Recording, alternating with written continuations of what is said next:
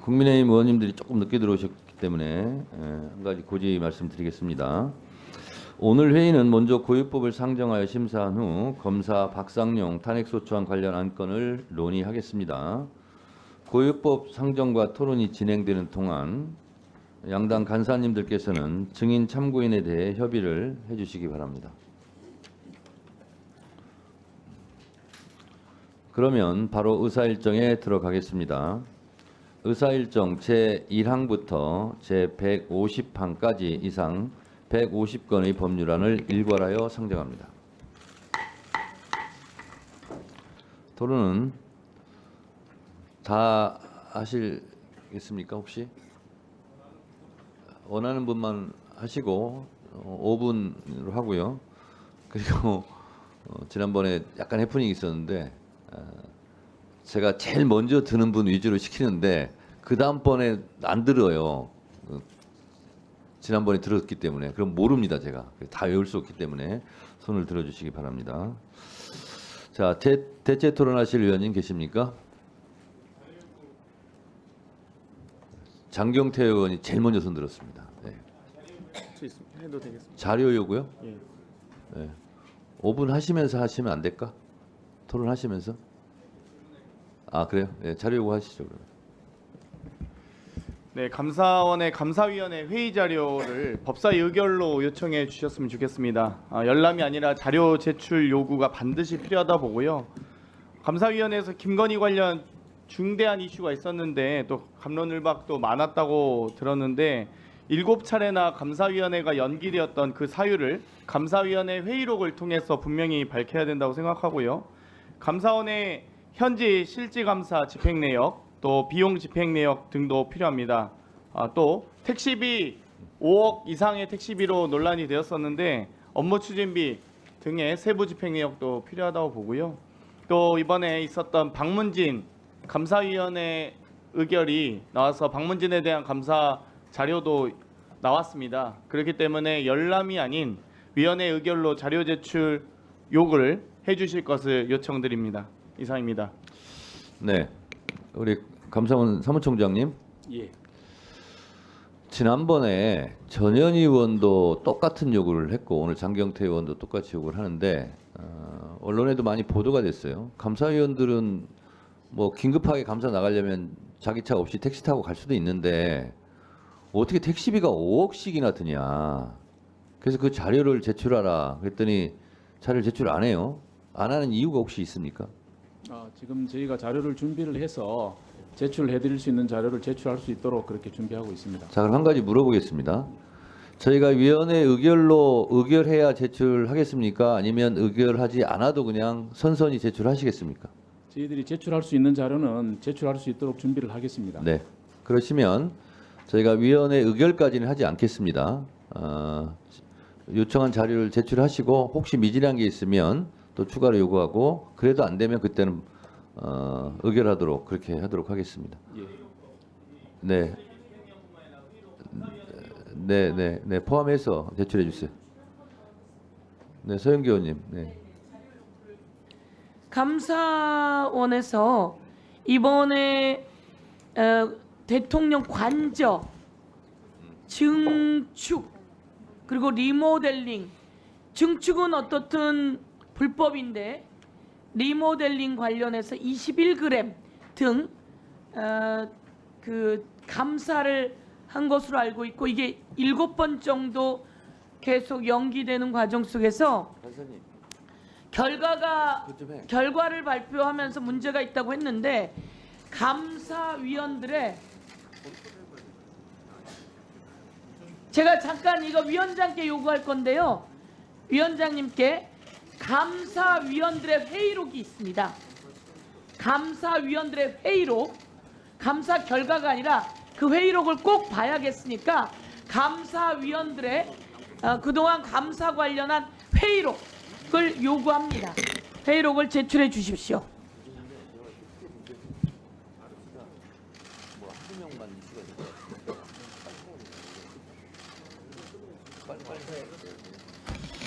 자, 서영교 의원님이 얘기하신 회의록은 뭐 장경태 의원님도 계속 요구하고 있으니까 같이 포함해서 제출해 주시기 바랍니다. 자, 자료 제출 요구는 다 됐죠? 네. 네. 말씀하시죠. 자, 우리 사무총장님, 예. 감사위원회 회의록이 예. 지금까지 공개된 적이 있습니까? 저희가 기본이 안 그래도 그 말씀을 지금 좀 드리려고 그랬습니다. 그 회의록은 저희가 일반적으로는 저희가 공개한 예는 없는데 지난번에 한번 그 국민 그 권익위원회 감사 결과는 감사에 대해서는 그때 하도 여러 가지 오해나 논란이 많았기 때문에 그때는 저희가 예외적으로 한번 공개를 한 적이 있습니다. 자, 감사위원회 회의록과 관련된 공개와 관련된 규정이 어떻게 되고 있어요? 감사원 내규에는 어떻게 되겠습니까? 저희는 그 회의록 자체는 공개를 안 하는 걸로 우리 내규에 되어 있습니다. 회의록이 공개된다고 하는 것은 그 회의에 참석한 감사위원들의 각각의 의견, 입장 또 여러 가지 그 논란이 되는 것에 대한 본인의 이제 발언 이런 내용들이 전부 공개가 된다고 한다면 예. 사실은 앞으로 감사위원들이 문제가 되는 사안마다 공개가 되는 걸 전제로 말을 하게 될 수밖에 없고 그렇게 된다면 실제로는 감사위원들 간에 충분한 토론과 소신 있는 발언이 나올 수가 없다고 생각을 합니다. 그래서 우리가 이제 인사위원회를 열어서 인사의 어떤 결과가 나왔을 때 인사위원회 발언도 다 비공개를 하고 있거든요. 예. 그래서 이 부분에 대해서는 감사위원회의 결정은 그 결과만 나오는 것이지 그 안에 서 발생한 토론의 과정이 공개된다는 것은 감사위원회의 중립성 또 감사위원회의 독립성 뭐 이런 문제에 있어서 논란이 많기 때문에 이거는 뭐 필요하면 그 부분에 대해서 의원님들께 말씀을 드리고 불가피성을 설명하든지 이렇게 진행이 되지 감사위원회 회의 자료가 뭐 정치적 논점이 될 때마다 아무 때나 공개가 되기 시작한다면은 감사위원회가 제대로 운영이 되겠어요? 저는 그렇게 생각을 합니다. 그래서 이 부분에 대해서는 그 감사원 사무총장님도 입장을 좀 정확히 밝히셔서 그 대응을 하셔야 된다 이 말씀을 드리겠습니다. 예, 지금 그 위원님께서 말씀하신 것처럼 그동안 저희들 내규에도 이제 의결 결과는 공개하지만 그 논의된 내용, 그 과정, 회의록은 공개를 안 하는 걸로 저희 내규에 돼 있고 또 실제로 그렇게 운영을 해왔습니다. 그래서 아까 이제 장경태 의원님께서 여러 가지 말씀을 한꺼번에 하셨기 때문에 이제 저희가 그 제출해드릴 수 있는 자료는 제출을 하고 또 어려움이 있는 부분에 대해서는 별도로 좀 설명을 드릴 이제 그런 계획으로 있습니다. 네, 알겠습니다. 자료 제출 요구의 건을 가지고 토론하지는 마시고요. 자료 제출 요구만 하시고요. 법안은 토론하시고 그리고 국민의힘 민주당 의원님들이 말씀드린 부분은 위원장이 대략 정리를 해서 말씀드리도록 하겠습니다. 자료 제출 요구하실 분. 일단 자료 제출 요구하고요. 예, 송석준 의원님 자료 제출 요구하세요. 관련해서 우리 박동찬 전문위원님 답변 가능해요? 예. 법률안 검토 보고 내용을 봤어요. 잠깐만요. 예, 지금은 잠깐만요. 67항에서 예. 자료 제출 요구 먼저 하고 나서 토론은 좀 이따 하시죠. 이게 자료니까 자료. 아니 기관에 자료 제출 요구하는 건을 먼저 말씀하시고 토론에 대한 건 좀 이따 하겠다고요. 아니 이게 지금 저 제안 설명을 할 때 그 기준을 그러면 먼저 그러면 예, 자료 제출 먼저 끝내놓고 합시다. 알겠어. 그럼 바로 예. 주세요. 자료 제출입니까? 네, 서영규 의원님. 우선 그 저희가 회의록을 요구할 때 제가 유상범 의원님께 제가 요구하고 있는데 벌떡 일어나서 위원장님께 가서 이제 말씀을 나누셨어요. 그게 이제 그것 관련한 것 같은데 그다음 바로 말씀을 하시는 걸 보니까 아, 그건 그건 아니고요. 예. 증인 그럼 제가 참고인 그거는- 간사간 협의하라고 그랬어요. 예. 그럼 그건 제가 오해인데, 그러니까 얘기할 때 그렇게 하니까 제가 이제 발언하면서 약간 긴장도 되고 방해도 받게 돼서 제가 그거는 위원장께서 부르셨다면 또 발언할 때 부르셨으니까 또 그거는 조금 불편함을 말씀드리고요. 아니 제가 예, 그래서 저도 오해가 있었고 먼저 불렀어요. 네, 그러니까 발언할 때는 조금 그래 주시면 좋겠다 이런 말씀을 드리고요. 그렇지 않아도 뭐 불가피하면 그럴 수 있는데 제가 뭐 오해를 한 거는 발언하는데 그 발언을 막으려고 했거나 이렇게 생각을 했습니다. 요건 오해니까 넘어가 그렇게 말씀을 드리고요. 제가 이제 감사원 사무총장께 말씀드릴게요. 저희가 이 회의록이 저희 국회의원들도 소위 회의록 그리고 비밀리에 하던 회의록도 필요하다고 요구된다면 그건 다 공개하게 됩니다. 감사위원들도 마찬가지로 저희가 모든 때에 내놓으라고 하는 게 아닙니다. 이것은 이번 대통령 관저 관련해서 여기에 부정과 부패가 있었고 잘못된 게 있고 거기에 어떤 것들이 증축되고 개축되었는지 어떻게 리모델링이 되었는지 그리고 이런 내용이 여러분이 발표한 게 축소돼서 발표되었다고 보는 거예요. 저희가 이야기하는 것은 매번 감사위원들이 이 부분을 하는 것을 다 내놔라고 하는 게 아닙니다. 그리고 권익위 때도 마찬가지로 내놓듯이 저는 감사위원들이 소신껏 해야 되고 이것은 국민 앞에 내놔도 이것으로 뭐 다른 문제가 생기지는 않더라도 이 정보 제공이 제대로 돼야 되는 거예요. 근데 결과 발표에 이게 빠진 것들이 있어요. 저희가 다 이야기를 들었어요. 그래서 이와 관련해서 감사위원들의 회의록을 봐야 되겠다는 겁니다. 그런데 이것을 숨긴다면 뭔가 가리기 위한 것입니다. 그래서 이에 대해서 저희가 국회에서 법사위가 전체회에서 의결을 한다면 이것은 저는 내놔야 된다고 생각합니다. 안 내는 것은 내부 내규일 뿐 이것은 국회 법사위가 요구를 해야 되는 의결로서 요구하는 자료라서 위원장님께 저희가 오늘 의결로서 확실하게 요구해 달라는 말씀을 드리고자 합니다. 네. 회의록이 꼭 필요하니까. 자료 제출 요구와 관련해서는 위원장이 가닥을 잡아서 말씀을 드릴 테니 감사원 참고하시기 바랍니다. 지난번 법무부의 교정본부장이 나와서 해서는 안 되는 발언을 했어요. 무의식의 발로죠. 법원은 출정 기록을 제출해도 공개가 안 돼서 제출했고 국회는 공개가 되기 때문에 제출하지 않았다라는 발언을 했어요. 아마 법무부 장관한테도 질책을 받았을 것으로 저는 생각이 됩니다. 오늘 감사원 사무총장도 해서는 안 되는 발언을 하신 거예요. 실언을 하신 거예요. 하도 논란이 돼서 공개가 되었습니다. 이렇게 얘기를 했어요. 아니 비공개를 고수할 거면 하도 논란이 되든 하도 더 논란이 되든 비공개를 하는 게 맞는데 하도 논란이 돼서 공개가 됐습니다. 그러면 이 부분도 하도 논란이 되도록 논란이 만들면 그럼 공개하실 겁니까? 그런 답변이 어디 있어요? 그렇게 답변하시면 안 되는 거고요. 공개할 거면 공개하고 비공개할 거면 비공개하는 겁니다. 그런데 제가 대체적으로 의정활동 경험으로 봐서 인사에 관련된 부분이라든가 징계에 관련된 부분이라든가 사생활에 관련된 부분이라든가 국가 기밀에 관련된 부분은 대개 기관에서 비공개를 주장을 합니다. 일견 그럴 수 있어요.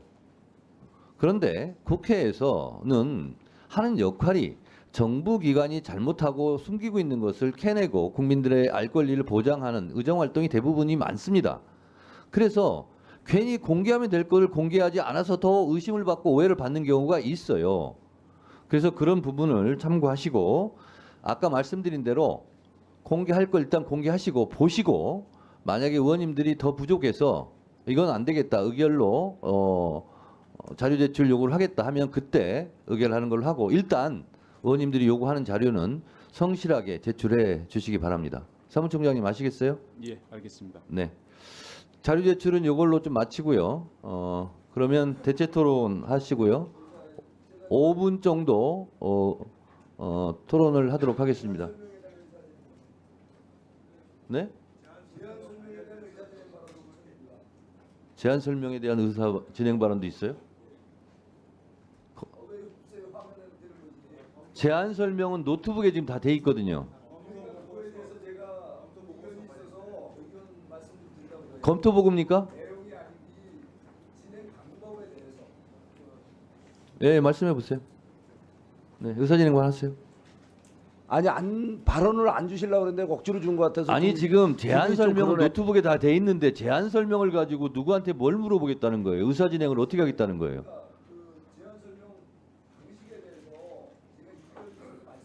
예, 하시라고요. 의사 진행을 하세요. 굉장히 기분 좋게 했습니다. 선선히 했어요 지금.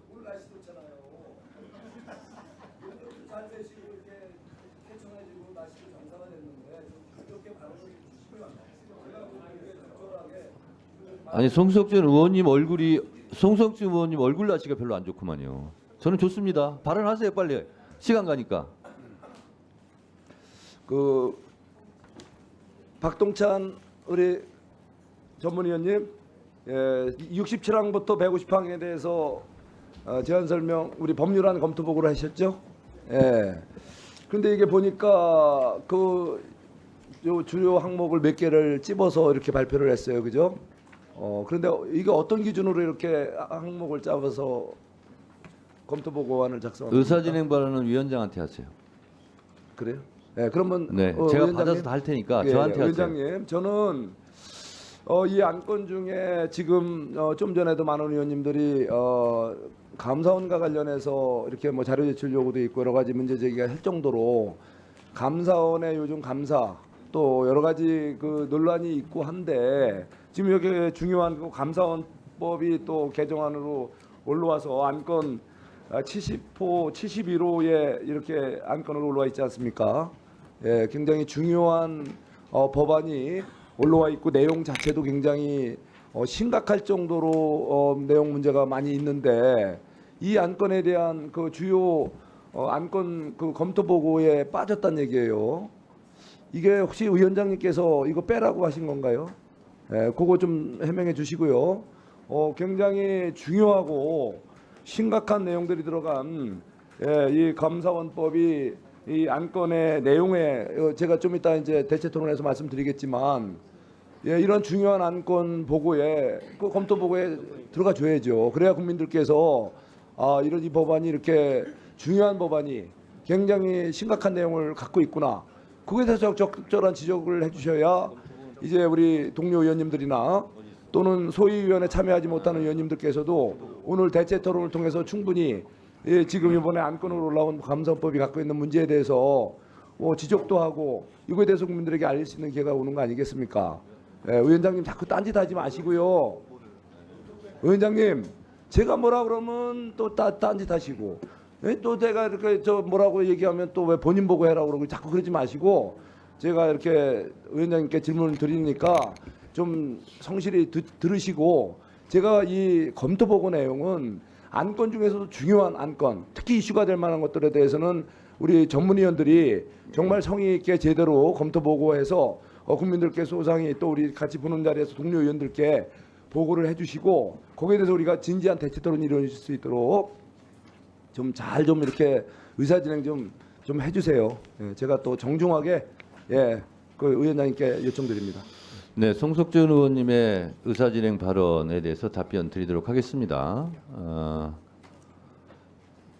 전문위원들이 검토 보고서는 이건 요약본입니다. 요약본이고요. 요약본 중에서도 너무 길면 건너뛰기도 하고 이렇게 합니다. 그래서 이거는 의원님들이 서류로 검토해 보시면 되고 이 요약 보고서의 원본은 컴퓨터 안에 있습니다. 제가 그래서 컴퓨터 자료를 참고하시라고 하는 거예요. 여기 보시면 이런 의사 진행할 필요가 없습니다. 그래서 미리 말씀드리지만 검토 보고서 제안 설명 이런 것은 노트북에 다 게재되어 있으니 참고하세요. 그리고 이 검토 보고서는 요약본이라는 점을 말씀드리고 요약본 중에서도 이게 너무 두꺼우면 가끔 가다가 건너뛰는 것도 있고 그것을 위원장이 빼라고 지시했겠습니까? 이런 비상식적인 의사진행발을 하지 마시고요. 그리고 여기 있는 대로 다 읽을 수 있어요. 요약보고서를. 그리고 또 어떤 분이 또 그럴 수 있어요. 이 요약본을 읽지 말고 노트북에 있는 원본을 다 읽어라. 이렇게 할 수 있습니다. 그러다 보면 회의를 원활하게 진행하기가 어려운 측면이 있습니다. 그래서 이런 부분은 여러분들께서 회의에 들어오시기 전에 미리 노트북을 보시고 공부하시고 검토하시고 그렇게 하시면 좀 회의를 원활하게 진행하지 않을까 그렇게 생각이 듭니다. 참고해 주시기 바랍니다. 회장님, 제가 말씀드렸잖아요. 중요한 법안은 그 요약본에 당연히 들어가야죠. 그거를 제 지원 발언권 얻고 얘기하세요. 내용이 없다. 발언권 얻고 얘기하세요. 그건 시정하면 안 주실 거 아니에요. 네. 자, 대체 토론하시기 바랍니다. 제가 말씀드린 걸 왜곡하지 마시고 그거 좀 지적을 해주세요. 좀 미리 사전에 읽고 준비 좀 하고 오세요. 네. 해달라는 것이 기본 아닙니까? 자, 대체 토론하실 분 손 들어주세요. 박은정 의원님 대체 토론해 주세요. 네, 그 의사일정 제3항 4항 공수처법 개정안 관련해서 대체 토론하겠습니다. 오동훈 공수처장님께 질의하겠습니다. 공수처장님 PPT 띄워주세요. 지금 김건희 여사와 관련된 고발이 공수처로 접수된 건이 몇 건이나 되는지 아시나요? 지금 정확하게는 지금 말씀드리기가 좀 곤란합니다. 모르고 계시는 건가요? 사건이 좀 많기 때문에 사건이 제가 많습니다. 숫자를 PPT 말씀드리기가 띄워주세요. 좀 어렵습니다. 그 코바나 컨텐츠 뇌물성 협찬 사건, 삼성전자가 시세보다 싸게 아크로비스타 아파트를 뇌물성 전세 계약 해준 건, 명품백 받은 알선 수재 건, 임성근 사단장 구명 로비 의혹 건 등 이게 제가 알고 있는 것만 해도 이렇게 많습니다. 검찰은 김건희 이름만 나와도 조사도 제대로 못하고 벌벌 떨고 있고, 김건희 여사의 도이치모터스 주가 조작 혐의는 전주 손모씨보다 훨씬 더 가담 정도가 중하고 수십억 원의 이익을 봤다는 검찰 보고서도 있는데도 불구하고 기소하지 않고 있습니다. 국민들은 지금 검찰이 국민을 위한 검찰이 아니라 대통령과 김건희 여사를 위한 검찰이라고 생각하고 있습니다. 거의 포기 상태거든요. 이럴 때 공수처라도 그 기능을 충실히 해주어야 하는 것 같습니다. 맞습니까? 네, 그리 생각합니다. 네. 최근 뉴스 보시면 아시겠지만 더 큰 문제가 수면 위로 올라와 있습니다. 김영선 전 국민의힘 의원과 명태균 씨가 김건희 여사와 대통령에게 로비해서 지난 보궐선거에서 공천을 받고 최근 총선에서도 지역구를 옮겨 공천을 해줄 것을 요구하는 녹취와 증거들이 나오고 있습니다. 명태균 씨가 여사가 직접 전화 왔어. 내가 대통령 전화한 거 아나? 이렇게 직접 이야기한 녹취가 나왔습니다. 김종인, 이준석 이런 분들이 진짜 김영선 의원이 후보 로비를 하고 다녔다고 증명까지 해주고 있습니다. 지금 보시면 녹취 그 대화 내용입니다. 선거법이면 공수처가 수사할 권한이 없죠, 공수처장님. 네, 그러나 이것은 정치자금법에 해당하는 문제라서 혜택을 받은 사람이 김영선 의원이고 혜택을 준 사람이 김건희 여사라면 명태균이 중간에서 통화하고 조율했지만 그 돈이 어디로 흘러갔을지 수사를 해야 된다고 생각합니다. 그런데 다음 거 보여주세요. 처장님, 공수처는 공직자와 가족이 정치자금법 혐의가 있으면 수사하게 되어 있죠. 정치자금법 위반은 수사 대상입니다. 그리고 다른 수사기관이 다음 거 보여주세요. 범죄를 수사한 과정에서 고위공직자 범죄 등을 인지한 경우 그 사실을 공수처에 즉시 통보하도록 되어 있습니다. 검찰에서 김영선 의원의 수상한 돈 거래에 대해서 통보받은 거 있으십니까? 지금 통지받은 바가 없는 것으로 알고 있습니다. 정황상 명태균이 여론조사 전문가라고 하는데 윤석열, 김건희에게 유리한 여론조사를 해주고 돈은 김영선 의원이 줬을 가능성을 배제하기 어려운데요. 이게 지난 보궐선거부터 수사가 필요한 게 아니라 이준석 당대표 선거, 윤석열 대선까지 명태균이 한 모든 여론조사와 통화에 대해서 수사할 필요성이 있다고 생각합니다. 증거가 사라지기 전에 명태균, 김영선 등등에 대해서 통신조회라도 하는 것이 빨리 확보해둬야 하는 것이 수사기관의 도리라고 생각합니다. 이 사건 또한 공수처에서 바로 신속하게 수사를 해야 되는 심각한 사안이라고 생각하는데 처장님 의견 어떠십니까? 지금 공직선거법 위반의 그 관점에서 이 사건을 좀 지켜봐 왔는데 의원님께서 말씀하신 정치자금법 위반의 그 관련해서 또 검토해 보겠습니다. 법무부 장관님, 예. 이 사건 창원지검에서 수사하고 있는 거 알고 계십니까? 창원지검에서 수사 일부 명태균, 김영선 돈 거래에 대해서 창원에서 지금 수사하고 있다고 언론 보도가 났습니다. 장관이 그것도 모르세요? 수사하고 있는 거 알고 있습니다. 네. 그런데 창원지검에서 지난 1월에 보도가 됐는데 그 후에 김영선 전 의원이 지역구를 옮깁니다. 이거 캐비넷에 있던 거 검찰에서 수사한다고 하니까 그 겁나서 지역구 옮긴 거 아닙니까? 장관님 어떻게 보세요? 제가 거기에 대해서 평가할 일은 아니라고 생각합니다. 그리고 나서 창원지검은 수사가 감감해요. 지금 창원지검 이건 관련해서 수사하는 거 있습니까? 지금 의원님께서 말씀하시는 것은 두 개의 사건을 정치자금법 한꺼번에 위반이요. 모아놓고 6천만 원 말씀하시는데 오갔다는 거거든요. 그 이전의 부분은 지금 말씀하시는 그 이전의 부분은 수사 진행 중에 있는 것으로 알고 있습니다. 제대로 수사하고 명태균 씨에 대해서 핸드폰 압수수색하고 대통령실 김건희 여사 수사해야 된다고 생각합니다. 수사팀에서 적절한 수사를 할 것으로 알고 있습니다. 네, 알겠습니다. 잠깐 대체 토론 중입니다만 위원장이 아까 자료 공개를 의원님들이 하도 열성적으로 해주셔서 몇 가지 좀 확인 좀 하겠습니다. 그 총장님, 감사원 사무처리 규칙 67조 감사 결과의 공개 보면 비공개하기로 의결했을 때만 공개하지 않는 걸로 되어 있거든요. 지금 공개하지 않으려고 하는 것이 비공개하기로 의결했습니까? 아직 확인이 안 되죠? 예, 지금 네. 정확하게 지금 자, 그러면 비공개하기로 의결했는지, 그래서 회의는 비공개인데 회의록은 지금 공개. 위원장님께서 말씀하시는 부분이 네. 저희가 비공개 비공개를 의결을 했을 때 안 한다는 부분은 감사 내용에 대한 얘기입니다. 예. 지금 말씀하시는 거는 회의록을 그러니까요. 지금 예. 얘기하시기 그 때문에 포함해서 조금 그래서 다른 회의는 부분이, 예. 16조는 공개하지 아니하는데 회의록을 공개하지 않는다까지 의결을 했는지 그것도 좀 그 자료까지 좀 확인을 좀 해야 될 필요가 있고. 그러니까 제가 드리는 말씀이 회의록 공개 여부는 그거를 따로 공개 안 한다고 의결을 해야 안 되는 그런 내용이 아니라는 말씀입니다. 그 회의 내용 아니. 예. 감사 결과에 대한 얘기를 아니 그러니까요. 아니 예. 그러니까 예. 제가 말씀드린 것은 예. 그런 의결을 했는지, 그렇고요. 그 다음에 의결을 했어도 공익상 필요한 거는 공개해야 된다 하는 규칙이 또 있죠. 그래서 그런 것까지 다 포함해서 제출해 주시기 바랍니다. 자, 그 다음 토론하실 분 누가 제일 먼저 들었는지 확인이 안 되는데. 그래요? 장동혁 의원님 하세요. 예, 24항 형법 일부 개정 법률안에 대해서 말씀드리겠습니다.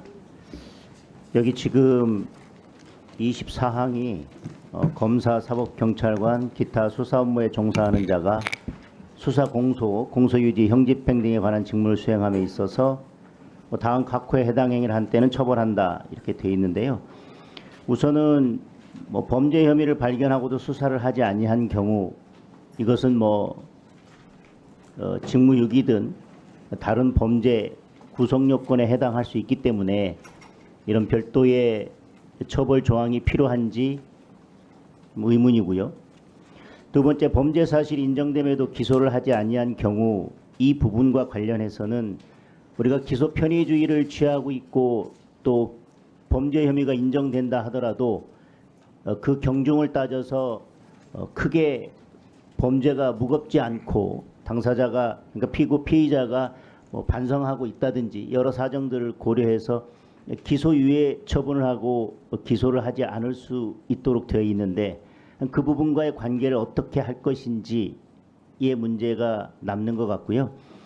피의자 피고인의 유리 분리를 불문하고 증거를 은닉, 불제출, 조작한 경우 저는 증거를 은닉하거나 조작한 경우에는 당연히 다른 범죄 구성 요건에 해당하기 때문에 또 이게 별도의 구성 요건이 필요한지 이런 별도의 죄를 신설하는 것이 맞는지 잘 모르겠습니다. 그런데 여기에서 불제출의 경우에 있어서는 증거를 수집하다 보면 그것이 굳이 사건과 관련이 없거나 아니면 증거로서의 가치가 거의 없는 경우에 그 경우에는 이것을 다 제출하도록 하면 재판에도 부담이 되고 여러 가지 재판부에도 시간을 낭비하는 것이 될 텐데, 물론 그것이 증거를 은닉하거나 조작한 경우에는 다른 범죄에도 해당하기 때문에 그 부분은 논할 필요가 없습니다. 다만 굳이 제출할 필요가 없는 모든 증거에 대해서 유불리를 따지지 않고 모두 제출하도록 하는 것이 과연 필요한지 잘 모르겠습니다. 그리고 증거 해석, 사실 인정, 법률 적용을 왜곡하거나 그 정을 알면서 묵인한 경우라고 되어 있는데요.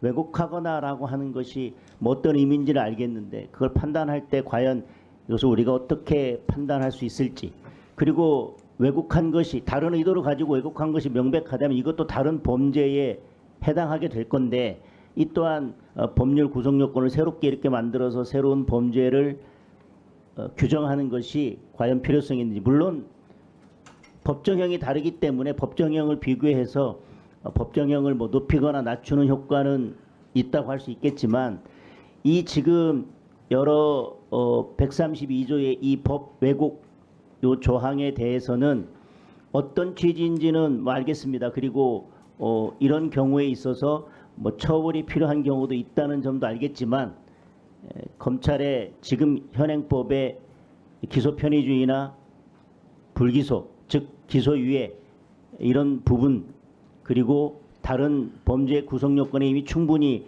해당될 수 있음에도 불구하고 새롭게 법조항을 신설할 필요가 있는지, 그리고 증거의 불제출의 경우에 결국은 모든 증거에 대해서 증거로서의 사건과의 관련성이나 증거 가치를 따지지 않고 사실상 모두 제출하도록 의무화하는 것이나 마찬가지인데, 과연 그럴 필요성이 있는지에 대해서 좀 신중하게 검토할 필요가 있다는 생각입니다. 이에 대해서 법무장관님의 의견은 어떠신가요? 예, 의원님께서 지적하신 그런 부분을 저희들도 충분히 공감하고 문제점이 있는 것으로 생각을 하고 있습니다. 그뿐만 아니라 이 증거 해석, 사실 인정, 법률 적용의 왜곡이라는 부분, 또 묵인이라는 부분은 사실은 이런 견해 차이가 사실은 재판에서 법리 오해, 사실 인정 간의 견해 차이로 저희들이 판단하는 부분인데, 이 부분을 다 막게 된다면 새로운 판례나 법리 형성이 전혀 안 되는, 그러니까 법률 문화 향상이라는 부분이 사실은 서로 다른 견해를 토대로 형성되는 것인데, 그 부분이 저해되지 않을까 심히 좀 우려가 되기도 하고요. 기소 편의주의 말씀하셨는데, 모든 범죄, 모든 증거라는 부분은 굉장히 좀 지나친 규제가 아닐까 그런 생각을 하고 법 적용에 여러 가지 문제가 있을 것으로 우려하고 있습니다. 조금 아까 말씀하신 법 해석 이런 부분은 경계선에 있기 때문에 규정도 모호하다고. 네, 수고하셨습니다. 다음 토론하실 분 손 들어주세요. 네, 조배수 의원님. 네, 국민의힘 조배수 의원입니다. 금방 장동혁 의원님께서 질의한 것과 그 연계해서요, 법무부 장관님께 잠깐 질의하겠습니다. 지금 이제 이 규정 중에 사실 인정, 그러니까 증거 해석과 사실 인정, 법률 적용을 왜곡하는 경우에 이제 법 왜곡죄이지 않습니까? 그러면은 이제 그런 경우에 기소가 됐을 때 사실 그 판단은 법원에서 하는 건 아닙니까? 예, 그렇습니다. 예, 그래서 검찰은 이렇게 판단을 했는데, 그러면 법원에서 판단을 해서 만약에 무죄가 나온다거나 이럴 경우에는 그 검사의 기소하는 검사의 어떤 고과나 이런 그 책임으로 반영되지 않겠습니까? 저희들 사건 처리 후에 그 무죄 사건에 대한 다양한 평정 제도를 유지하고 있습니다. 꼭 그 무죄를 받았다고 해서 검사의 과오가 있기는 어렵고, 거기에 따라서 좀 더 자세히 보면 사실 인정이나 법리 판단에 있어 갖고 명백한 과오가 있을 때에 저희들이 과오가 있다고 하게 됩니다. 근데 그 의견의 차이로 인해서 무죄가 났다는 이유만으로 법 왜곡이 있었다고 하기는 상당히 좀 어렵고, 여기 지금 조문에 있는 여러 가지 사항들은 개별 기존의 형사처벌 규정으로 충족할 수 있는 그런 내용들이 많이 있다고 생각합니다. 그러니까 이제 제가 말씀드리고 싶은 것은 재판 그렇게 해서 사법부에 가서 판단을 받았을 때 그 부분과 관련해서 검찰에서도 손 놓고 있지 않고 그 부분을 평가를 한다는 것입니다. 예, 그렇죠? 저희들 예. 나름 그러니까 평가를 하고 어떤 있습니다. 내부적인 어떤 통제가 된다는 것이죠. 예. 저희들 그렇게 하고 있습니다. 예, 그래서 이것과 관련해서 오늘 그 의사일정 제1항을 보면은 장경태 의원님이 대표 발의한 검찰청법 일부 개정 법률안도 보면 그 유죄 판결 비율을 의무적으로 반영을 해야 된다. 이제 이런 그 규정이 있거든요. 예, 이제 물론 그 검사의 공소권 남용을 방지하려는 취지도 있긴 하지만 이제 저는 이런 경우에 너무 자꾸 유죄 판결 비율을 의무적으로 할 경우에는 좀 너무 이 검사가 이거를 법률로 그 규정을 했을 때 너무 그것을 의식해서 어떤 수사나 기소가 좀 위축되지 않을까 이런 생각을 하거든요. 그리고 또 일단은 제가 알기로는 법무부나 검찰에서 이 기소한 검사의 나중에 유무죄가 상당히 이렇게 평점의 기준이 돼서 굉장히 그것을 의식하는 것 같습니다. 그래서 장관님 생각은 어떠세요? 물론 이렇게 법률적으로 규정을 하는 것도 의미가 있지만 그 이전에 이미 내부적으로 이제 어느 정도 효과적으로 좀 규제가 되고 있다 이런 생각을 하고 계시는 건가요? 예.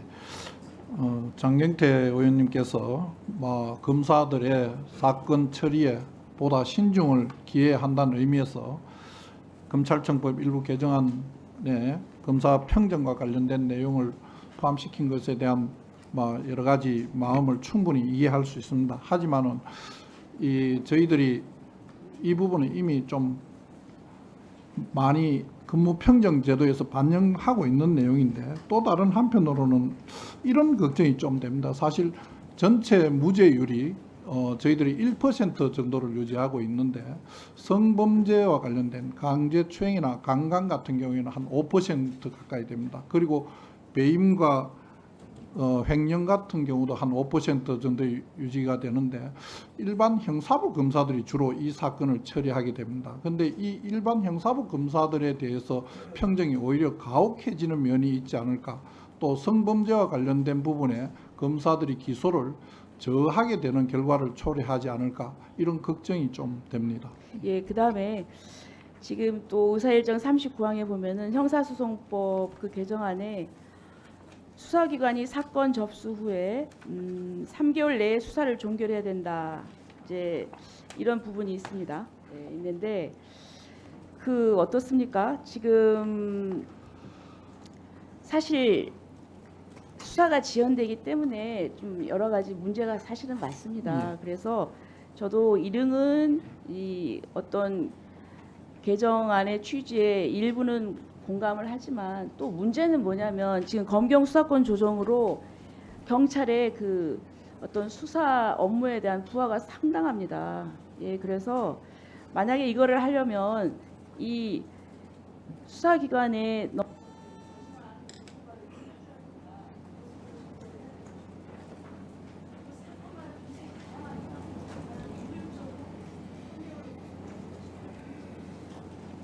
예. 수사가 지연되고 있어서 그로 인해서 피의자나 고소인이나 다들 고생하고 있는 것, 그다음에 거기에 대한 불만이 많이 있는 것은 수사기관을 담당하고 있는 법무부 장관으로서 국민들께 굉장히 죄송스럽게 생각합니다. 그렇지만은 이 수사 지연의 문제는 수사기관 담당자의 문제만이 아니고 다양한 법률적인 그런 시스템의 문제도 있다고 생각합니다. 이에 대한 것도 같이 고려해 주시면 감사하겠고요. 특정한 기간, 3개월이라는 기간 내에 처리하지 않았다는 것만으로 형사처벌 규정을 만드는 것은 좀 과도한 규제라고 생각이 듭니다. 예. 네, 수고하셨습니다. 이건태 의원님 토론하시죠. 우리 여당 의원님들이 부천병 출신 이건태 의원입니다.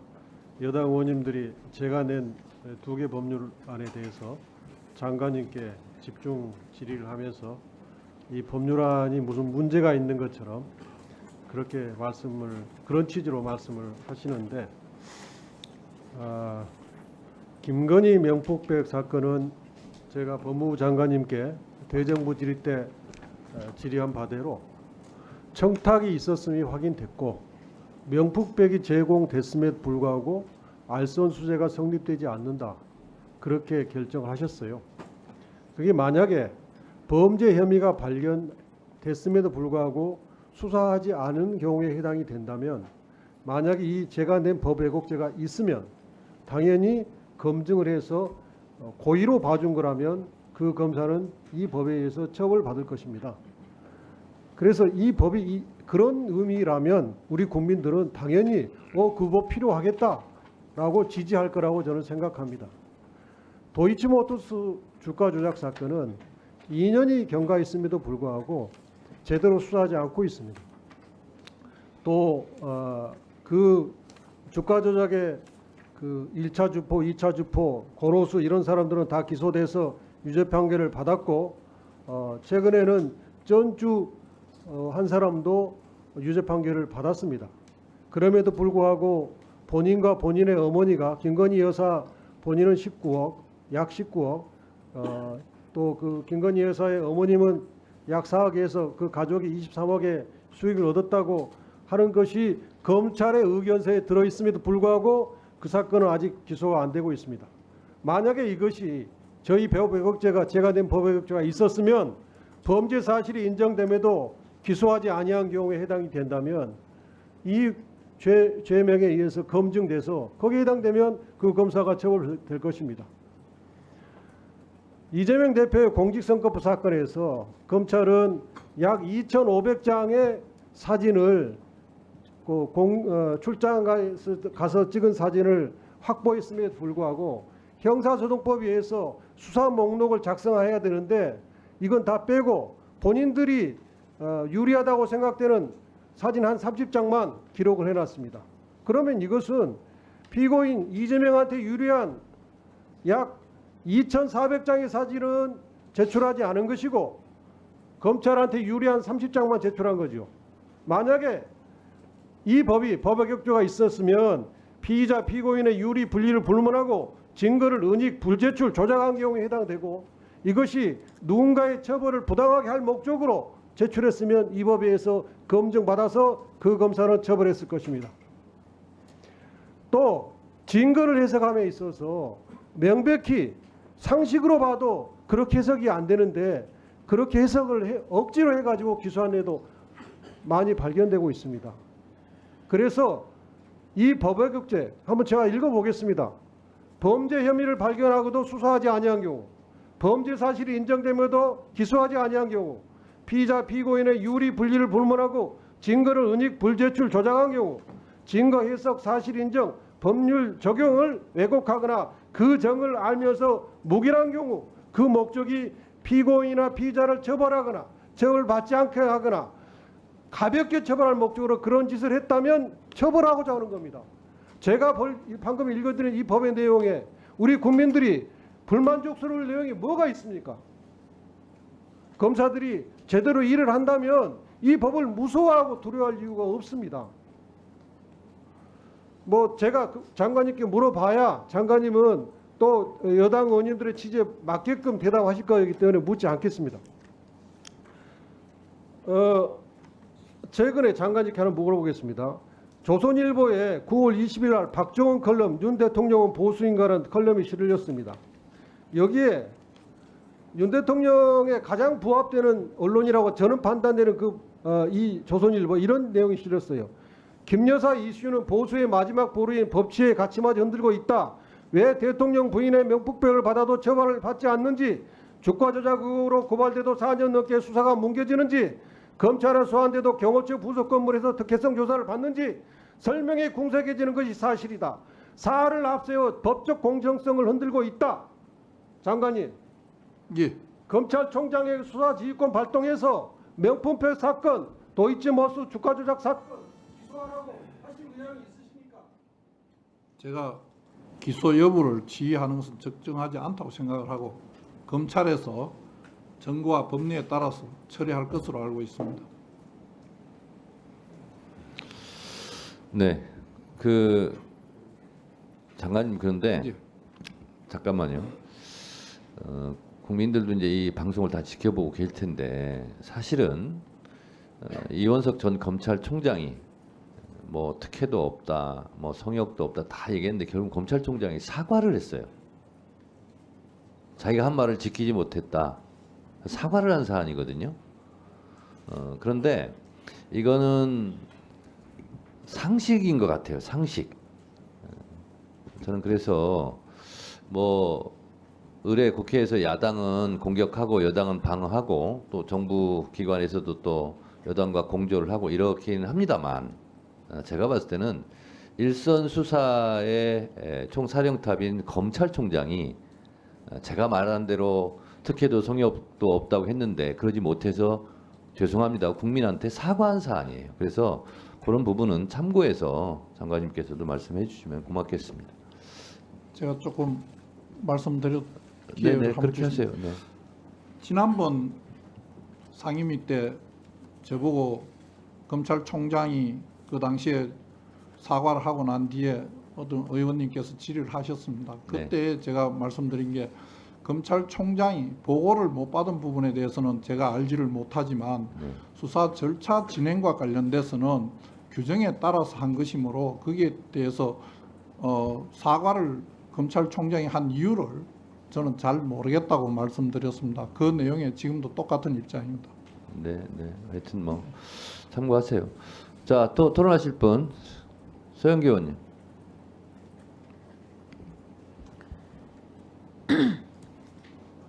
딥페이크 관련해서 아니, 피해자가 권지훈 엄청납니다. 그리고 오늘 이와 관련한 법안들도 올라와 있습니다. 딥페이크 그다음에 성폭력 범죄 이게 기승을 부리고 있는데 이번 딥페이크 관련한 우리가 대안을 만든다면 어떤 게 필요할까요, 법무부 장관? 일부 소지와 배포 목적이 아닌 형태라도 갖고 있는 것에 대한 규정이 지금 빠져 있다는 부분과 그다음에 양형에서 성폭력법의 영상물 소지하고 있는 것에 대한 것과 차이가 있는 부분은 좀 시정할 필요가 있다고 생각을 합니다. 예, 이제 제가 그런 부분들을 좀 보강해야 되겠죠. 예. 그래서 지금 법무부에서는 검찰이나 이쪽에 좀 더 보강을 하고 수사를 좀 더 강력하게 하라고 지시를 내리고 있습니까? 뭐 검찰총장이 그 부분에 대해서는 전체 검찰에 벌써 지휘를 한 것으로 제가 예, 알고 있습니다. 그걸 좀 더 챙겨 보세요. 예, 그래서 그렇게 하겠습니다. 전담반도 좀 만들고 검찰의 전담반이 꾸려졌다. 정부가 전담반을 꾸렸다. 그래서 이거에 대응하겠다. 소지해도 안 된다. 그리고 이와 관련해서 처벌을 강력하게 하겠다라고 하는 입장을 강력히 밝힌다면 훨씬 더 위축될 수 있을 겁니다. 그런데도 불구하고 이것을 하는 사람들은 10대가 많고요. 피해자도 10대가 많습니다. 가해자의 약 75%가 10대고요. 피해자의 65% 정도가 10대입니다. 어릴 때 이 상처를 어떻게 하겠습니까? 그런데 이 가해자들이 뭐라고 얘기하냐면요. 우리 못 잡아. 이방 금방 지울 거거든. 이렇게 이야기를 해요. 그래서 근본적인 대책을 세우는데 이 딥페이크 관련한 로봇이 기승을 부르고 있습니다. 그래서 여기서는 방심이 그리고 이와 관련한 기술을 갖고 있는 그 인터넷 플랫폼 기술자들이 있어요. 이런 사람들을 다 불러서 이런 로봇들이 기승을 못 부리게 근본적인 대책을 세우는 것들도 필요합니다. 예. 그런 것들을 좀 채워보세요. 예. 다양한 방법을 강구하도록 하겠습니다. 예. 그리고 김용현 우리 국방부 장관님 경호처장이실 때 그 대통령실 유선 전화번호가 뭡니까? 대통령실 유선 전화번호를 여기서 말씀드리는 건 적절하지 대통령이 않습니다. 쓰시는 유선 전화번호 여기서 밝히는 것은 적절하지 적절치 않다고 않습니까? 네. 800-7070 800-7070이 저희가 KT에 알아보니까 경호처 소속으로 되어 있더라고요. 다른 번호는 전부 다 대통령 비서실로 돼 있어요. 그런데 800-7070은 대통령실이죠. 대통령실의 전화라고 저희는 생각하고 있고 대통령이 보낸 전화예요. 대통령이 국방부 장관 등에게 보낸 전화예요. 그래서 그것에 대해서 묻는데 답변을 못 하시네요. 답변을 하실 건지 예. 못하는 게 아니라 확인해 드릴 수 없다는 겁니다. 그걸 확인해 줄 수 없는 것이 상당히 구차한 것 같고요. 이거 하나 물어볼게요. 대통령실에 대통령 부인도 같이 근무하고 있습니까? 업무를 보고 있습니까? 그렇지 않습니다. 대통령 부인은 그러면 대통령실에 어디 가서 일을 하고 있습니까? 대통령실에는 대통령 부인이 가서 할 수 있는 곳이 없습니까? 지금 제2부속실 설치를 검토하고 있는 것으로 알고 있습니다. 검토하고 있는데 그럼 제2부속실 대통령 부인을 보좌하던 그 비서들은 행정관들은 어디에서 근무를 합니까? 제가 그걸 답변드릴 사안은 아니라고 생각합니다. 예, 대통령실에서 근무하는 것으로 제가 알고 있고요.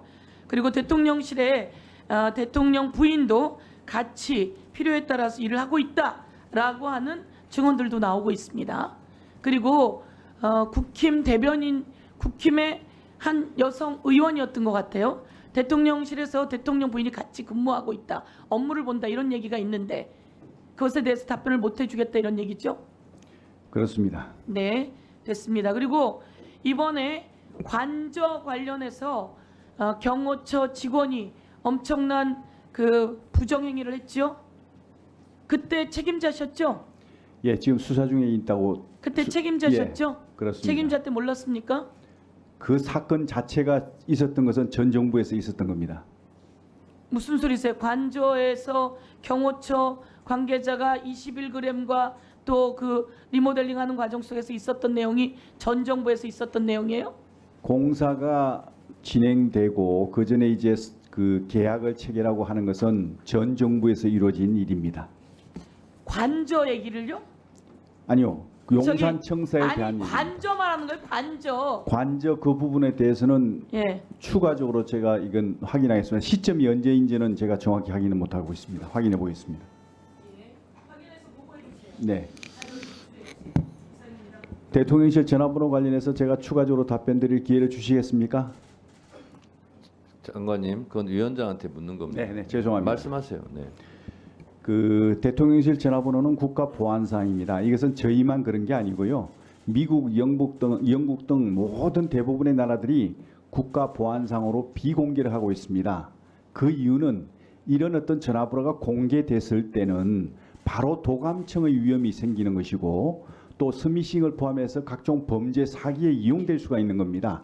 그리고 테러의 위험도 생기는 것이고요.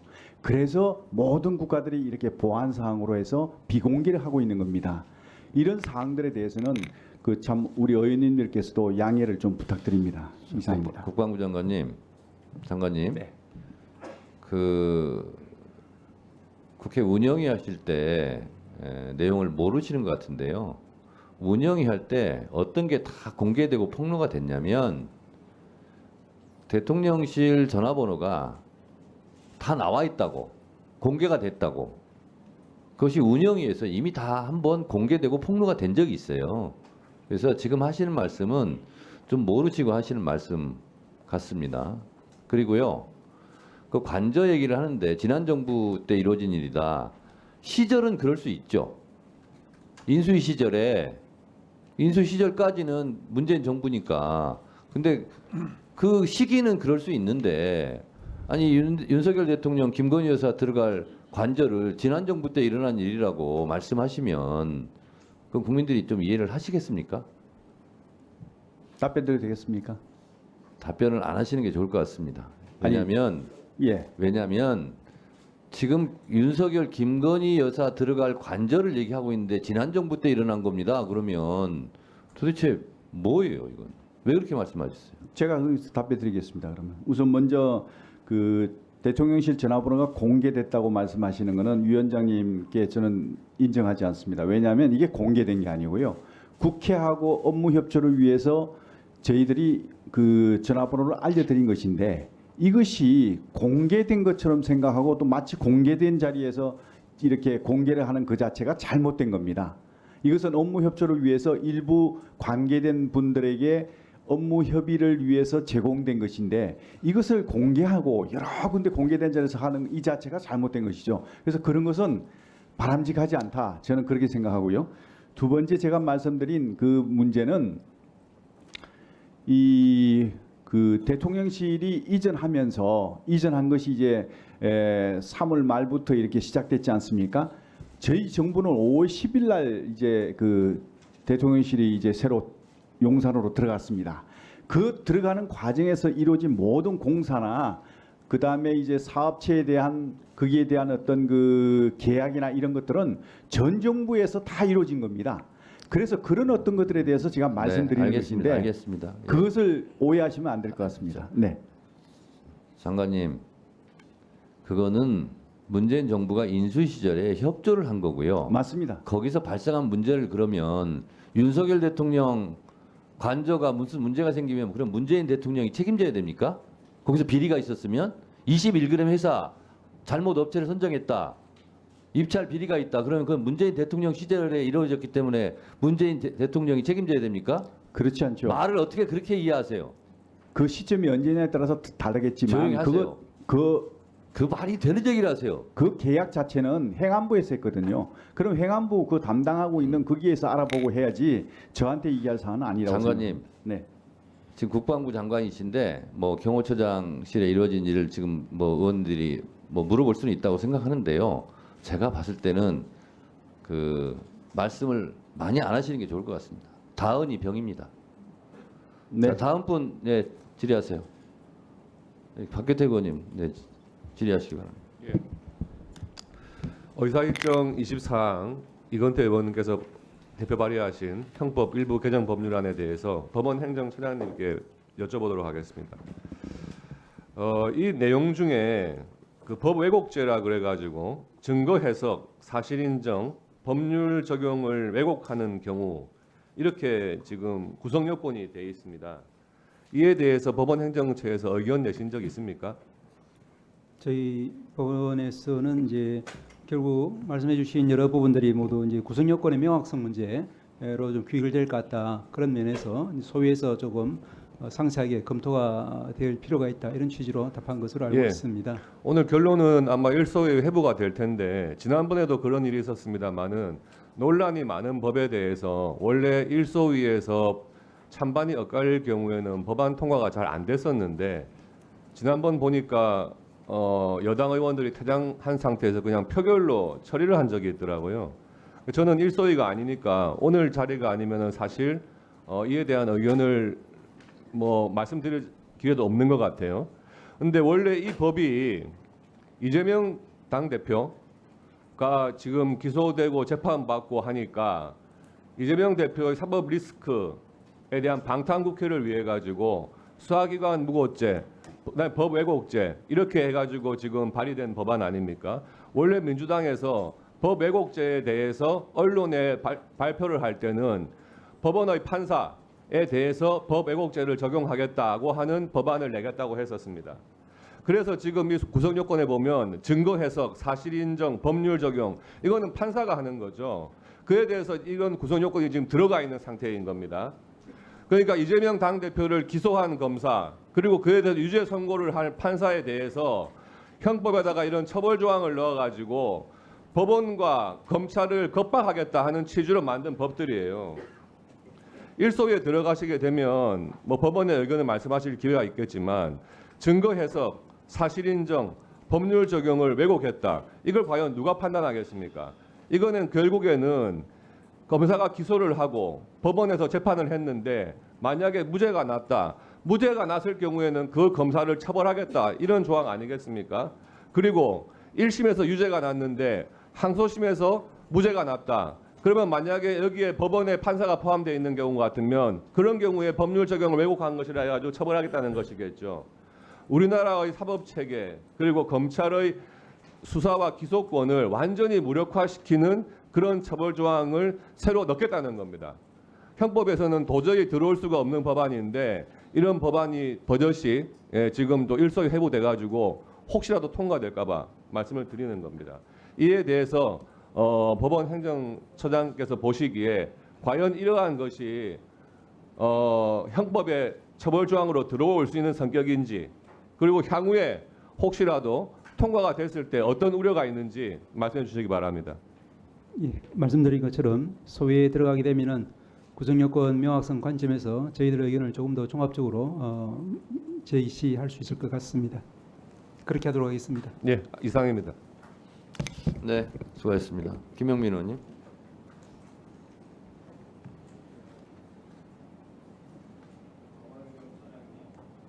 예. 마이크가 예. 지금 법 왜곡죄 얘기가 지금 나오고 있는데 이게 혹시 언제부터 논의됐던 건지는 알고 계신가요? 지난 국회에서도 논의됐던 것으로는 알고는 있습니다. 네, 이게 상당히 오랜 예. 역사가 있어요. 실제로 과거에 그 돌아가셨던 노회찬 전 의원이 발의하기도 했고 꾸준히 주장을 해왔던 그런 죄예요. 법 왜곡죄가 우리나라에서 갑자기 튀어나온 게 아닌 것은 알고 계신가요? 예, 유럽에서도 독일 네. 이런 데서도 있는 것을 알고 네, 있습니다. 독일도 있고 스페인도 있고 러시아도 있고 처벌을 하고 있죠. 법 왜곡죄가 도입됐을 때의 가장 긍정적인 효과가 뭐라고 생각하십니까? 뭐 짐작하시다시피 공직자들이 조금은 더 이제 객관적으로 본인의 직무를 충실하게 그리고 조심스럽게 처리하지 않을까 하는 그런 생각을 하고 있습니다. 네. 그리고 또 하나 중요한 것은 이 법 왜곡죄가 있음으로 인해서 상급자, 특히 이제 검찰이나 수사기관이 더 이제 문제가 될 때 상급자의 부당한 지시, 위법한 지시에 거부할 핵심적인 명분, 근거가 될 것 같습니다. 동의하십니까요? 뭐 그런 점도 있을 수는 있겠습니다. 네, 그렇죠. 저도 예전에 변호사 할 때 해보니까 예전에 서울시 공무원 간첩 조작 사건이라고 뭐 기억하실 겁니다. 예, 검찰과 국정원이 증거를 조작하고 한 사람을 간첩으로 만들기 위해서 수많은 증거들과 진술들을 조작해냈던 사건인데 뭐 다 좋습니다. 그런데 제가 거기서 진행했던 것 중에 굉장히 독특한 게 있었어요. 유우성 씨, 피의자 당시 피의자였던 유우성 씨의 노트북을 압수해 갔습니다. 국정원이 압수해 가서 나중에 우리가 환부 요구를 하니까 환부를 해줬는데 노트북에 있는 데이터를 다 지우고 줬습니다. 깡통 노트북을 준 거예요. 그런데 그 노트북에는 분명히 유우성의 알리바이가 확인될 수 있는 사진이 있다라고 분명하게 요구를 했는데 나중에 국정원에서 준 노트북은 깡통이었습니다. 그래서 사설업체에 의뢰해서 복구를 했더니 유우성의 알리바이가 있는 그 내용이 거기서 복원이 됐습니다. 그래서 무죄 판결을 받는데 결정적인 역할을 했거든요. 이런 정도면 처벌해야 되는 거 아닌가요? 알면서 노트북을 싹 다 지우고 환부를 했다. 이 정도면 처벌해야 되는 거 아닌가요? 어떻습니까? 기존 형법상으로도 이제 직권남용이라든지 또 직무유기라든지 이런 쪽으로도 충분히 문제가 될 수, 만약 사실이 그렇다고 하면은 네. 문제는 그런 형법상의 범죄로도 문제가 될 소지가 있을 것 같습니다. 그럴 것 같죠. 그런데 유우성 사건에서 사건을 조작하고 진술을 왜곡시키거나 허위 진술을 강요했던 국정원 직원들을 법원에서 대거 무죄 판결했습니다. 거의 다 법원에서 봐줬어요. 지금 직권남용으로 이걸 해결할 수 있다라는 것은 어떻게 보면 지금 법현실이랑 다른 얘기인 것 같습니다. 한번 가서 살펴보십시오. 대부분 무죄 판결했습니다. 자, 그리고 또 이런 게 있습니다. 조금 전에도 우리 그 법무부 장관님도 말씀하셨는데 검찰이 어떤 사건을 뭐 기소를 했는데 무죄가 나왔어요. 혹은 법원과 다른 입장을 검찰이 견지하고 있어요. 그럴 때 조금 전에도 얘기 나왔던 것처럼 의견이 다르다. 법원과 검찰의 의견이 다르다. 이렇게 표현을 합니다. 이게 적절하다고 보십니까? 뭐 옆에 계셔서 말씀하시기 좀 어려우시겠지만 적절합니까? 위원님 잘 아시다시피 이제 형사 사건에 있어서 저희 유죄 판결을 내리기 위해서는 이른바 확신의 법리 90% 이상 네. 정도 증거의 확실성이 있어야만 가능한 반면에 거의 미치지 못하는 네. 50%에서 한 8, 90% 사이에 네. 해당하는 사건에 대해서는 수사기관 입장에서는 기소하지 않을 수 없는 그런 사건들도 많이 있기 때문에 네. 그래서 기본적으로 기관의 입장 차이가 존재할 수밖에 없다고 봅니다. 자, 그것과 법원의 판결을 존중하고 따르는 것은 다른 문제입니다. 동의하십니까? 그렇습니다. 예전에 용산 참사 사건에서 법원이 피고인이 요구하는 수사 기록을 연락조사 해줘라라고 결정을 했어요. 그랬더니 검찰이 어떻게 했습니까? 우리랑 법적 견해가 다릅니다라고 안 줬습니다. 법원의 판결을 따르지 않아요. 법적 견해가 다르기 때문에. 지금 처장님이 그렇게 말씀하시는 것은 검찰이 앞으로도 법원과 입장차가 있을 때는 따르지 않아도 된다라는 것을 허용하는 것처럼 들리는 것 같아서 이 부분은 좀 다시 한번 생각해 보셔야 될 것 같습니다. 그런 취지는 매우 중요한 아니었습니다. 문제입니다. 검사도 법원의 판결에 따라야 해요. 동의하십니까? 동의합니다. 이게 네, 의원님들 좀 아쉽겠지만 토론은 이 정도 좀 하고 좀 진행할 일이 좀 많이 있어요. 예, 그래서 이 정도로 하고요.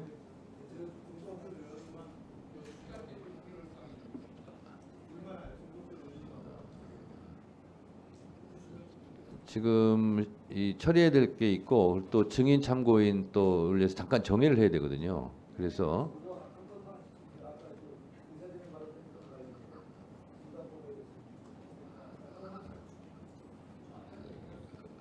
네.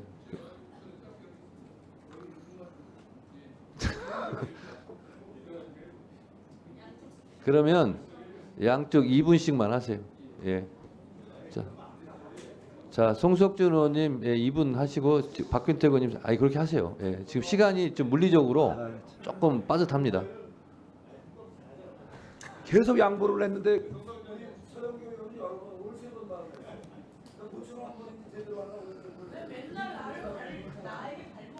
자, 송석준 의원님 자, 이러면서 시간이 갑니다. 네, 알겠습니다. 여러분 협조해 주세요. 3분씩 하세요. 그러면 예, 송석준 의원님 3분 발언하시기 바랍니다. 예, 감사원 사무총장님. 예, 그 네. 감사원은 헌법이 정하는 대로 또 감사법이 정하는 대로 대통령 소속이면서도 고도의 중립성을 요구받는 기관이죠. 예, 맞습니다. 예. 그래서 행정부의 일원이면서도 고대 중립성을 요청받는 기관인데 하물며 삼권 분립상 정치권에 과도한 영향을 받는다면 그런 감사는 적절한 게 아니겠죠? 네, 그렇습니다. 예, 이번에 그 박범계 의원이 발의한 감사원법 개정안을 보면은 내용 하나하나가 이미 기존의 하위 규정에 다 있는 내용인데 그것을 과도하게 법률로 규정하거나 또는 정치가 지나치게 간섭하는 정치 과잉 입법이다 이런 느낌을 지울 수가 없습니다. 심지어는 특정 사안에 대해서는 감사를 정치권의 어떤 입맛대로 재단하고 간섭할 수 있는 그런 소지가 있기 때문에 심각하게 상권 분립을 침해할 소지가 있다는 이런 생각을 갖고 있는데 이 법안에 대해서 우리 사무총장님 충분히 검토하셨죠? 예, 저희들이 그 여러 가지 우려 사항에 대해서 저희들이 의견을 정리해서 지금 국회에 전달을 해드렸습니다. 예, 그 각 의원님들 일일이 여든 야든 의원님들 찾아뵙고 이 법안의 심각성을 조목조목 제대로 좀 알려서 이러한 무리한 입법이 되지 않도록 좀 한번 신경 써주세요. 예, 저희들이 할 수 있는 조치를 하도록 하겠습니다. 최선을 다해야 됩니다. 적당히 넘어갔다가 나라가 망가집니다. 상권 분립이 훼손될 수가 있어요. 아시겠죠? 네, 알겠습니다. 자, 우선 몇 가지만 한번 볼게요. 자, 이미 이런 그 감사위원회 의결 사항에 이미 현재도 있는 것들을 다 그 법률에 일일이 하나 넣겠다. 세세한 것까지 과도하게 해서도 안 된 것을 또 의결을 해서 소위 감사원의 감사 기능을 심각하게 경직화시킬 수도 있는 그런 내용들이 많이 있었죠. 예, 그런 부분에 대한 우려를 전달해드렸습니다. 예, 거기다가 또 상시 공직 감찰에 대해서 사후 승인을 받아라. 또 보충적인 2차 감찰을 하자. 이런 것은 어떠면은 공무원의 공직 감찰을 객관적으로 투명하게 해야 될 것을 갖다가 정치권이 간섭해서 감나라 콩나라 할 수 있는 그런 심각한 침해 소지도 있죠. 예, 그렇습니다. 감사 원칙이라는 건 어차피 사회 규정에 다 있는 건데 굳이 법률 할 건데 또 하자는 거예요. 거기다가 그 원장 직속으로 감찰관을 외부에서 임명하자.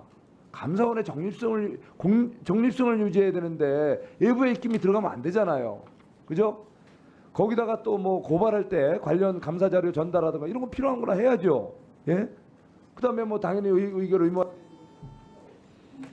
벌칙도 과도하게 간섭하는 심지어 우리 정상적인 우리 감사관들의 활동을 위축시키는 정도의 심각한 내용들이 많이 들어가 있어요. 이 부분에 대해서도 문제가 많죠. 예, 그 우려 사항을 다 전달을 드렸습니다. 설명하셔서 이런 악법이 국회에서 그렇게 통과되지 않도록 행정부도 책임을 지고 시선을 내주세요. 예, 그렇게 하겠습니다. 네, 수고하셨습니다. 다음 박균택 의원님.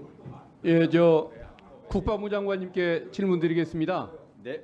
서영교 의원님께서 질문하셨는데 용산 대통령실에 김건희 여사의 집무 공간 또 면담 공간, 휴게 공간 어느 이름이든 아니면 또 비공식의 이름이든 김건희 여사를 위한 공간이 따로 있습니까? 없습니까? 제가 있을 때까지는 없었습니다. 그러면 그때까지는 전혀 존재하지 않았습니까? 그렇습니다. 예, 알겠습니다. 법무부 장관님께 예. 질문 드리겠습니다.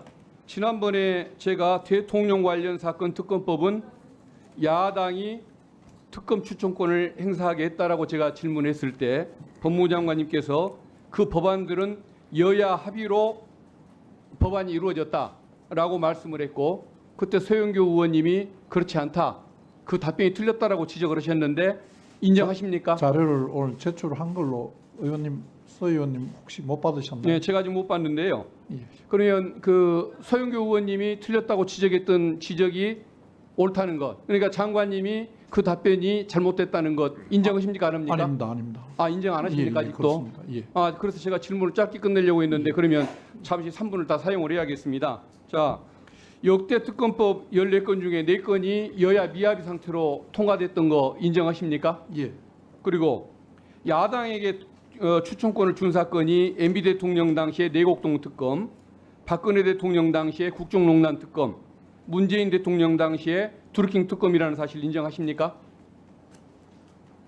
그 부분은 저희가 그런 합의가 안 됐다는 부분이 있었다는 걸 하지만 그 아니, 부분은 야당에 추천권을 준 부분을 질문드리는 겁니다. 예, 추천권 준 자, 그러면은 케이스가 있었나 야당에게 추천권을 줬고 여야 합의도 없이 통과됐던 특검법이 MB 대통령 당시의 내곡동 특검이라는 것 이거 알고 계십니까? 그 부분은 결국은 정부가 수용한 걸로 제가 말을 아니, 드릴 정부의 때- 수용을 묻는 것이 아니고 아니, 제가 여야 합의를 항상 말씀드리는 겁니다. 말씀을 두 가지로 드렸습니다.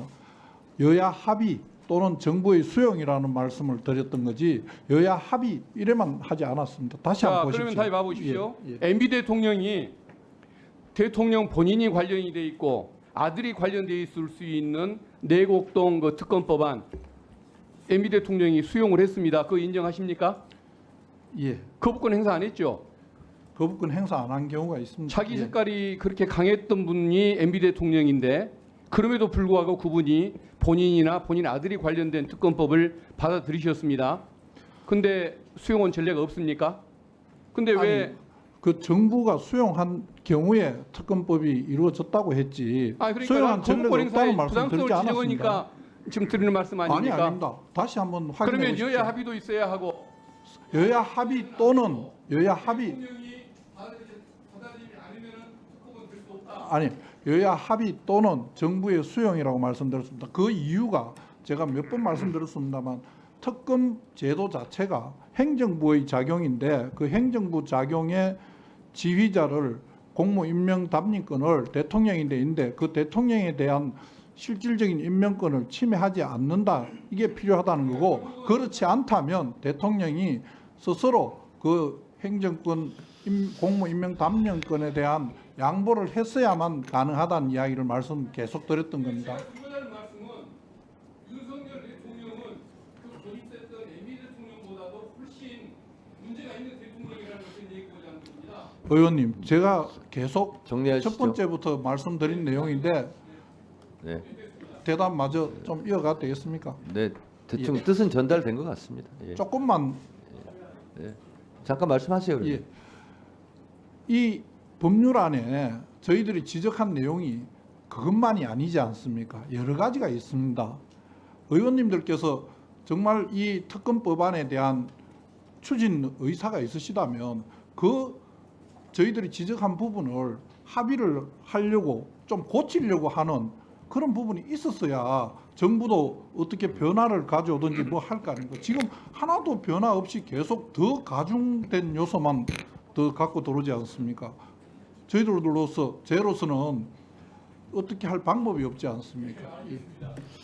네, 네. 발언한 것에 대해서 답변을 했다고 하는데 답변 내용이 영 타당치 않은 답변 내용을 하고 마치 한 것처럼 해서 제가 이 부분에 대해서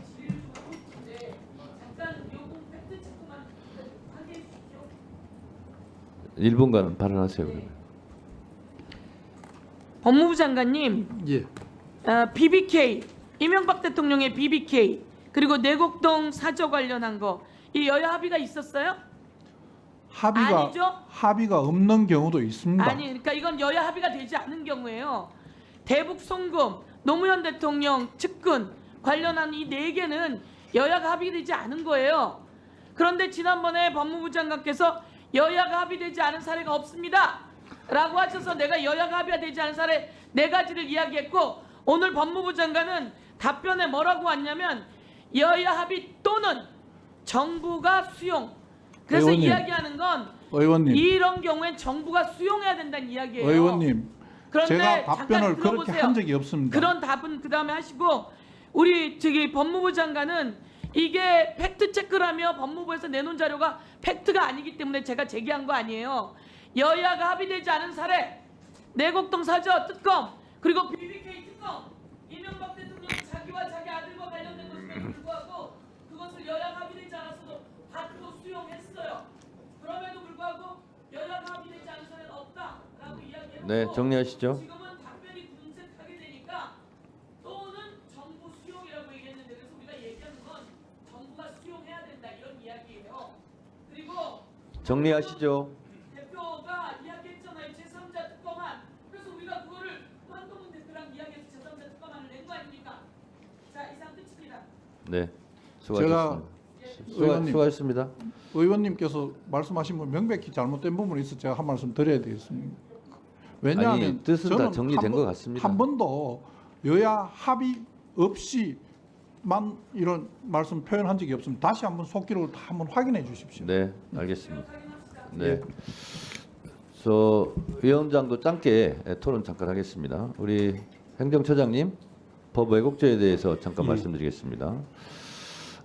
법은 도덕과 양심의 최소한이죠. 그렇게 알고 있습니다. 네, 법으로 만드는 것은 이것만은 지키자라는 거죠. 예, 법의 목적은 처벌 목적도 있지만 예방 목적도 있죠. 그렇습니다. 그렇습니다. 그래서 법에는 처벌 조항이 있는 것도 있고 없는 것도 있습니다.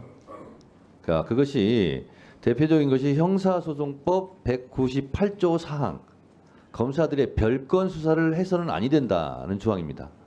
근데 이것은 처벌 조항이 없어요. 다시 말해서 안 지켜도 처벌 조항이 없기 때문에 있으나마나 무용지물이 되는 거죠. 그래서 저는 개인적으로 이거는 해서는 아니 된다, 별건 수사는 해서는 아니 된다 했으면 거기에 대한 처벌이 따라야 된다라고 생각을 합니다. 그래서 제가 이제 개인적으로 개정안을 이거 내놨는데요. 마찬가지로요. 어느 누구든지 법 앞에 평등하고 그리고 누구든지 공정하게 재판을 받을 권리가 있죠, 예, 소장님. 자, 그런데 검사의 수사 과정에서 있는 것은 있는 대로, 없는 것은 없는 대로 공소 제기를 해야 되지 않겠습니까? 기본이죠. 예, 근데 있는 것을 없는 것으로, 없는 것을 있는 것으로, 또는 있는 것도 확대 과장하거나, 또는 없는 것도 있는 것도 축소 은폐하거나, 없는 것을 또 있는 것으로 조작해내거나, 이런 경우는 범죄에 해당되는 겁니다. 그렇죠?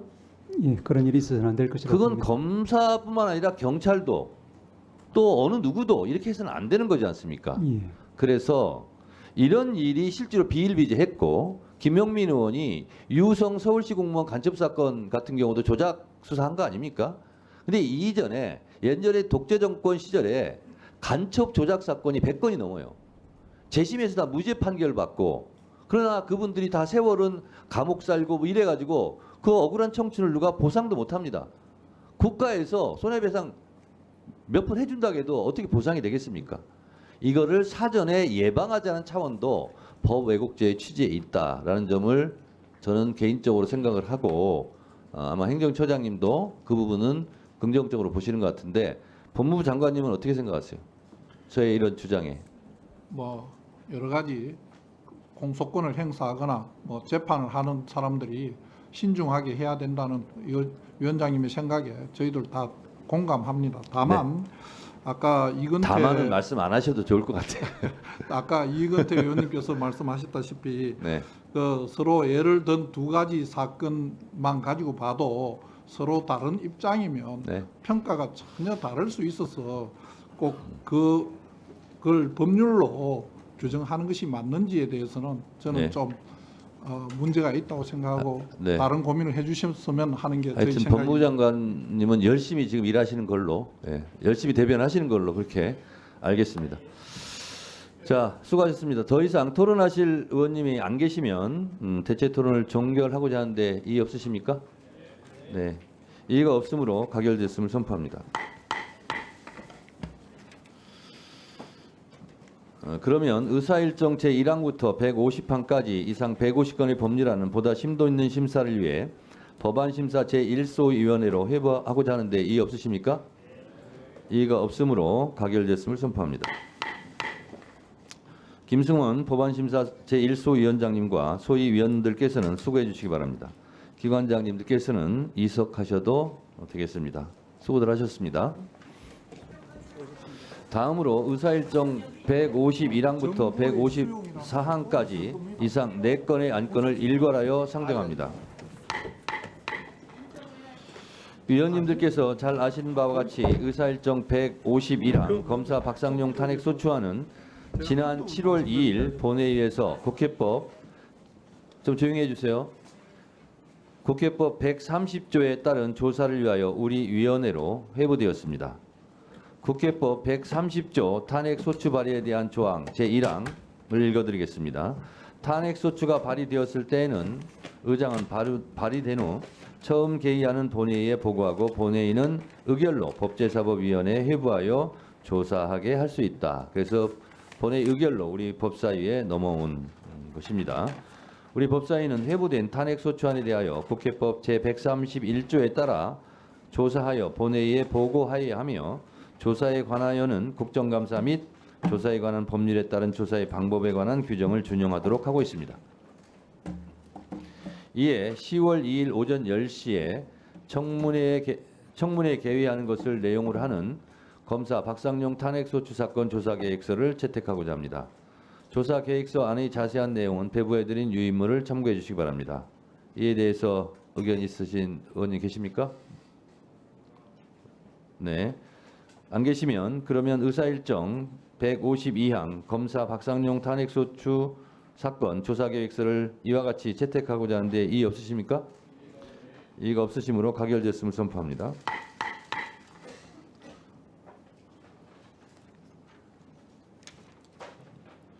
청문회 실시 등 조사와 관련된 세부 사항에 대해서는 위원장이 간사와 협의하여 조정할 수 있도록 유의해 주시기 바랍니다. 다음은 의사일정 153항 서류 제출 요구의 건입니다. 탄핵소추 사건 조사 관련 서류 제출 요구는 국회법 제131조 국정감사 및 조사에 관한 법률 제10조에 따라 위원회의 의결이나 제적위원 3분의 1 이상의 요청을 할 수 있습니다.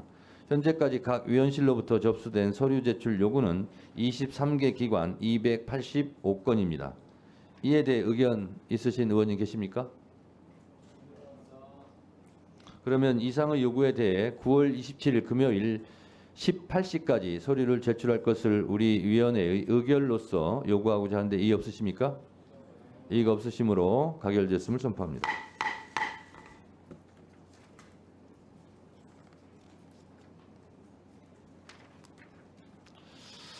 다음은 의사일정 제154항 증인 참고인 출석 요구의 건입니다. 이 안건은 오늘 채택된 조사 계획서에 따라 2024년 10월 2일에 실시되는 청문회에 필요한 증인, 참고인 등의 출석을 요구하기 위한 것입니다. 여러 위원님들께서 신청해 주신 증인 및 참고인의 구체적 명단 등은 아직 배부해드리지 못했습니다. 그래서 간사간 협의를 했는데 조금 미진한 부분이 있어서 잠시 이 안건은 정의했다가 간사간 협의를 좀 거쳐서 잠시 후에 다시 속기하도록 하겠습니다. 잠시 정의하겠습니다.